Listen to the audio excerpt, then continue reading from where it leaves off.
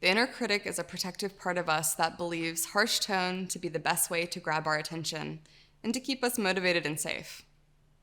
Sounds fair, right? Well, it can be protective, but it can also be severely distressing.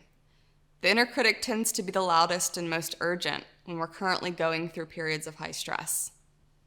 Some of us have a more low-grade critical voice that judgingly narrates our lives in the background, and some of us might have a more pressurizing inner critic, especially if we experienced chronic stress in our lives. And this type of inner critic tends to pick apart everything with harsh criticism, including our body image, performance, or our relationships. Now, this is very much contrasted with our inner compassionate voice, which is the part of us that thrives in meaning, value, love, concern, gentleness, and enoughness. However, its voice can be much quieter and gentler, which might be hard to discern when the outside world or the inside world is chaotic or critical.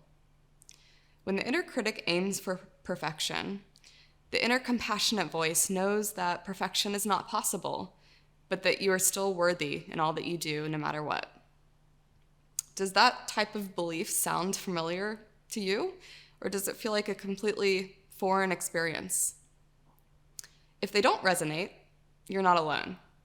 In fact, some of us might not have ever accessed this gentler part of us because the critic tends to steal the show most of the time.